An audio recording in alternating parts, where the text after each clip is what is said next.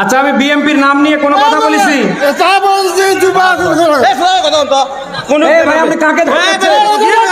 আমি কি বিএমপির নাম নিয়ে কথা বলেছি? আপনি কথা বলেন, বলেন বলেন কথা বলেন কথা বলেন, আপনি কথা বলেন। আপনার সাহস তো কম না। বেতনের মতো কথা বলেন।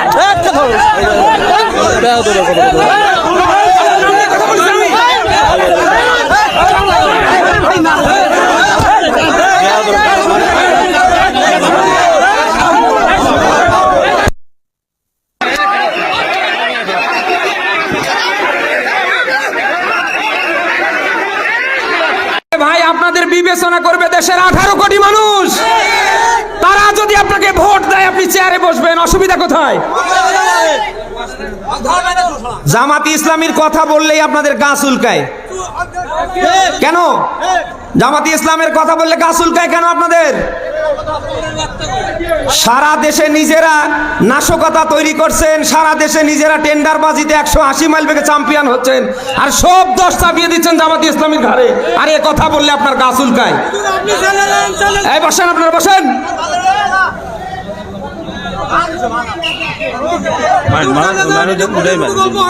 না ভাই, এখানে তো আমি কারোর নাম ধরিনি। ঠিক আছে, তাহলে ওটা শুধু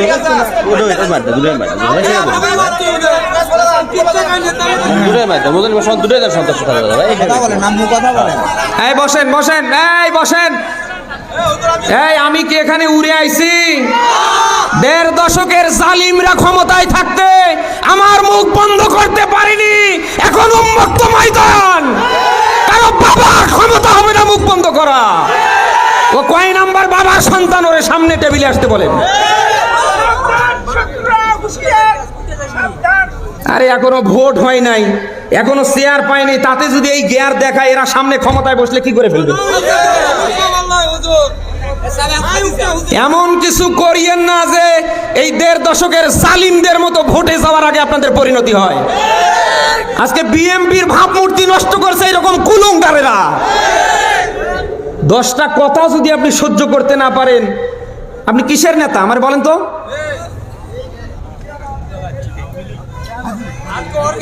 নিজেরা করছেন চাঁদাবাজি, নিজেরা করছেন মনে যা চায় 180 মাইল বেগে তা, আর এখন সব চাপিয়ে দিচ্ছেন জামাতি ইসলামের কাঁধে। এটা 5 তারিখের আগে না, এটা 5 তারিখের এখন পর।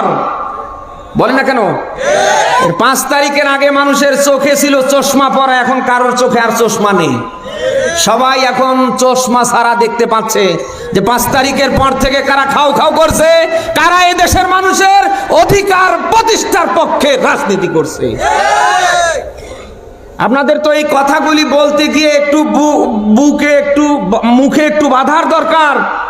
জামাতি ইসলাম নিয়ে আপনারা নানা বাজে মন্তব্য করছেন কেন? জামাতি ইসলাম কি ইসলামী ব্যাংক? জামাতি ইসলাম কি ইসলামী ব্যাংক খেয়ে ফেলছে না উদ্ধার করেছে? চোখের সামনে দেখেও আপনাদের তো ইতিহাস জানা দরকার। জামাতি ইসলামের আপনার যে ইসলামী ব্যাংকের প্রতিষ্ঠাতা কে?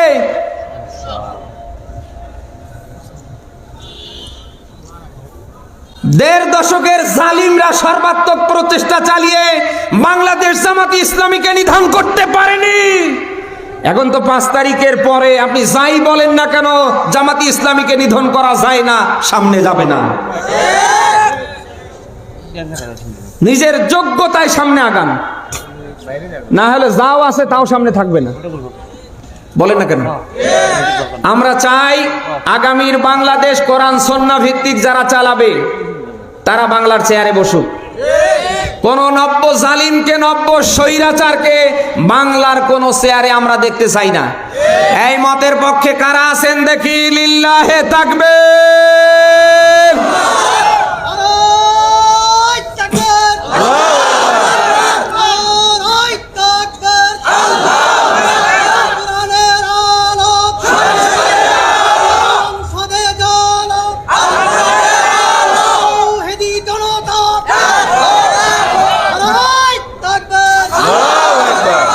যারা ভোট নিয়ে ব্যতিব্যস্ত, আমি তাদের দৃষ্টি আকর্ষণ করছি। আপনি ভোট করে ক্ষমতায় গিয়ে কয়দিন থাকবেন আমার বলেন?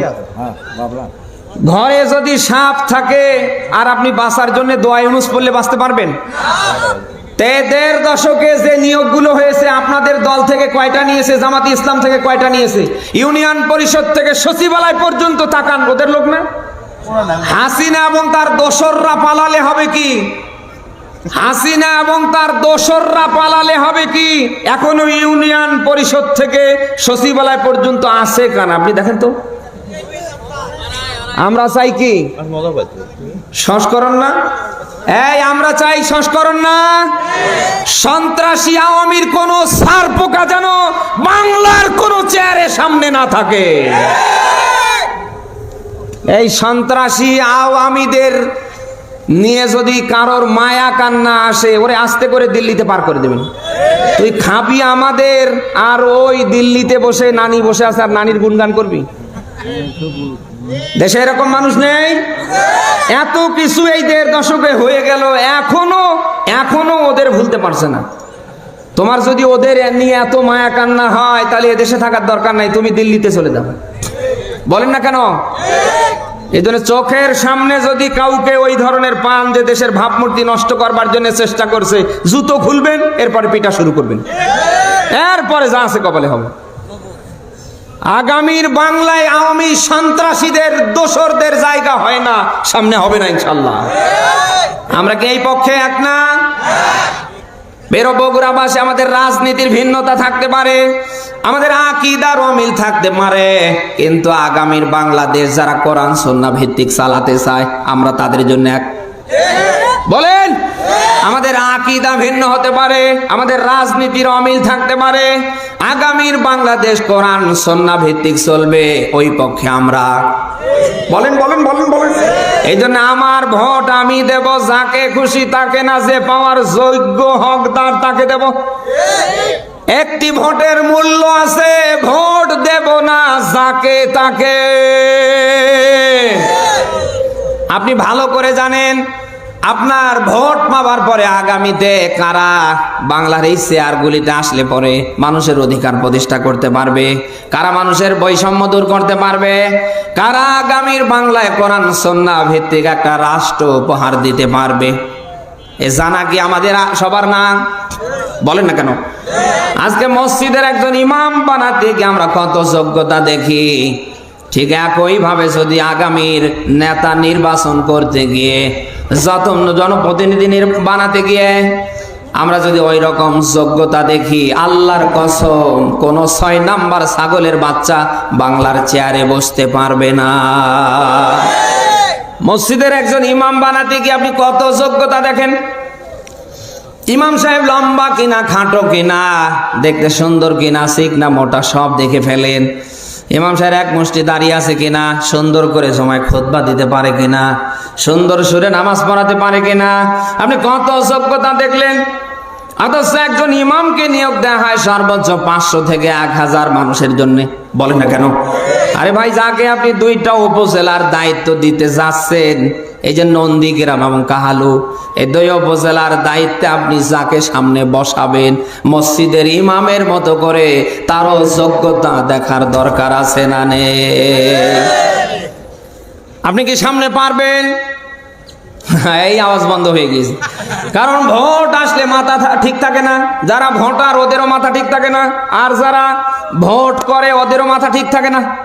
বলে না কেন? যারা ভোটার ওদের ধান্দা থাকে খালি টাকা। বলেন না কেন? আর যারা ভোট করে ওদের ধান্দা থাকে যেন তেন করে কোন রকম চেয়ারে বসতে পারলেই হয়। এই জন্যই তো আমরা দেখতে পাই, ভোট যখন আসে নেতার মাথায় টুপি, নেতার দাড়ি মারে, নেতা পায়ের জুতো থেকে একেবারে মাথার টুপিটা পর্যন্ত সাদা করে ফেলে। যে নেতা 1 ওয়াক্ত নামাজ পড়ে না, এমনকি জুমাও পড়ার সময় পায় না, সেই নেতা আসরের নামাজ 4 বার করে পড়ে। নেতার বক্তব্য কি? মনে হচ্ছে জান্নাত থেকে টাটকা পালিয়ে এসেছে, এই দেব সেই দেব, এই করব সেই করব, কোন রকম ছলনা করে বসতে পারলে সামনে যেন আর কাউকেই চিনে না। আমরা এমন ছলনাময়ী প্রতারক নেতাকে সামনে দেখতে চাই না। নামাজ পড়া যে আল্লাহর হুকুমে ফরজ, রমজানে রোজা রাখা যে আল্লাহর হুকুমে ফরজ, সম্পদ থাকলে যাকাত দেয়া, হজ করা, স্ত্রীকে মহারানা দেয়া, স্ত্রীকে পর্দায় রাখা যে আল্লাহর হুকুমে ফরজ। আগামীতে আপনার আমানত নামক ভোট দিয়ে যোগ্য নেতা নির্বাচন করা ওই আল্লাহর হুকুমে ফরজ। আপনি সূরা নিসার 58 নম্বর আয়াতে ব্যাখ্যা পাবেন। আল্লাহ বলেন ইন্নাল্লাহা ইয়া'মুরুকুম আন তুওয়াদ্দুল আমানাতি ইলা আহলিহা। বলেন আল্লাহু আকবার। আয়াতটার দিকে খেয়াল করেন। আল্লাহ বলেন নিশ্চয় আমি আল্লাহর আদেশ। আদেশ কার? বলেন বলেন বলেন। আল্লাহ বলেন আমি তোমাদের আদেশ দিচ্ছি, তোমাদের আমানত নামক ভোট তোমরা তাদেরকেই দেবে যারা পাওয়ার যোগ্য, যারা হকদার। কে বলছে? আকিমুস সালাহ, নামাজ প্রতিষ্ঠা। এ কথা কার? ওয়াতুজ যাকাত, সম্পদ থাকলে যাকাত দেয়া। এ কথা কার? সেই আল্লাহই বলছেন তোমাদের আমানত নামক ভোট তোমরা যাকে তাকে দিতে পারবে না, যে পাওয়ার যোগ্য হকদার তোমরা তাদেরকেই দেবে। এখন আপনি বলেন এই 5 তারিখের পর থেকে আজ ডিসেম্বরের 1 তারিখ পর্যন্ত এই কাহালু নন্দীগ্রামে কে ভোট পাওয়ার যোগ্য? আমি আর নিচে নামতে পারছি না।